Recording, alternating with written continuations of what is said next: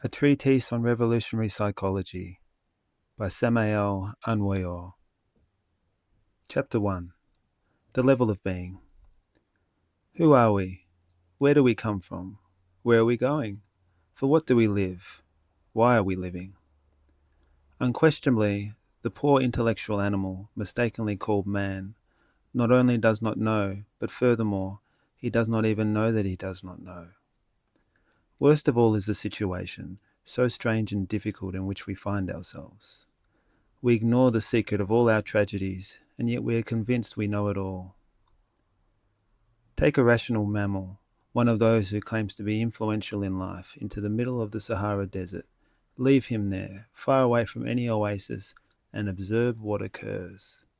The facts will speak for themselves.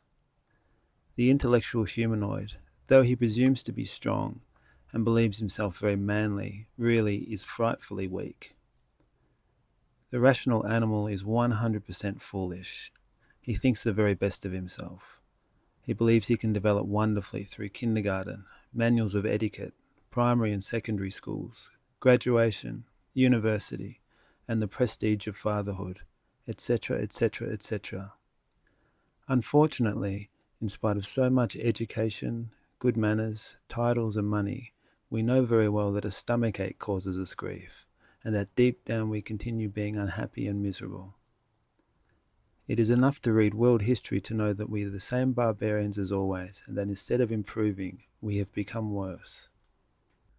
This 20th century, with all its spectacle, wars, prostitution, worldwide sodomy, sexual degeneration, alcohol, drugs, exorbitant cruelty, monstrosity, etc., etc., etc., is the mirror in which we must see ourselves. We have no reason then to boast of having reached a superior stage of development.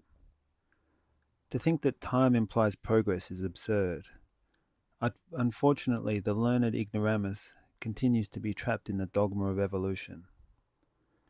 In all the dark pages of our black history, we always find the same horrifying cruelties, ambitions, wars, etc. Nevertheless, our contemporary super-civilized society is still convinced that what we hear about war is something minor, a fleeting accident that has nothing to do with our much-lauded modern civilization. Surely, what is important is the way each person is. Some people will be drunkards, others abstemious, some honourable, and others shameless. There is something of everything in life. The mass is the sum of the individuals. What the individual is the mass, is the government, etc. The mass is then the extension of the individual. The transformation of the masses of nations is not possible if the individual, if each person, does not transform himself. Nobody can deny that different social levels exist. There are people of the church and of the brothels, of business and of the land, etc., etc., etc. Thus also, there are different levels of being. Whatever we are internally, magnanimous or petty, generous or mean, violent or peaceful, chaste or lustful, attracts the diverse circumstances of life. A lustful person always attracts scenes, dramas, and even tragedies of lasciviousness, in which he will inevitably find himself involved. It is obvious that a drunkard will attract drunkards and will always find himself involved with pubs and bars. That is obvious. What will a usurer attract? The egotist. How many problems? Prison? Misfortunes? Embittered people, however, tired of suffering, want to change, to turn the page of their story. Poor people. They want to change and do not know how, do not know the procedure. They are stuck in a dead-end street. What happened to them yesterday happens today, and will happen again tomorrow. They always repeat the same errors, and do not learn the lessons of life, not even when hit by a thunderbolt. Everything in their lives is repeated. They say the same things, do the same things, lament the same things. This boring repetition of dramas, comedies, and tragedies will continue as long as we carry in our interior all the undesirable elements of anger, greed, lust, envy, pride, laziness, gluttony, etc., etc., etc. What is our moral level? Or better said, what is our level of being? The repetition of all our miseries, sins, misfortunes, and mishaps will continue as long as our level of being does not radically change. All things, all circumstances that occur outside ourselves, on the stage of this world, are without exception the reflection of what we carry within. With good reason, we can solemnly affirm that the exterior is the reflection of the interior.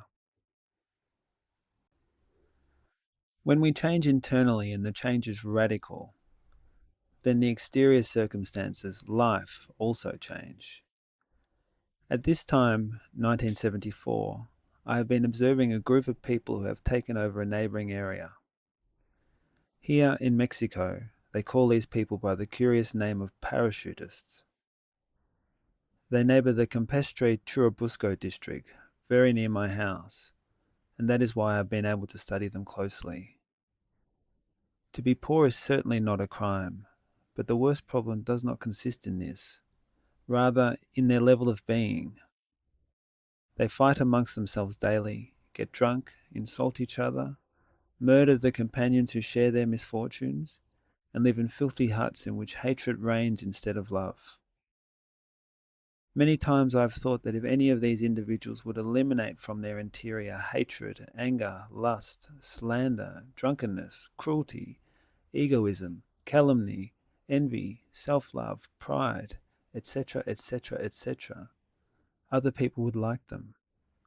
Simply by the law of psychological affinities, they would begin to associate with more refined, more spiritual people. These new relationships would be definitive for economic and social change.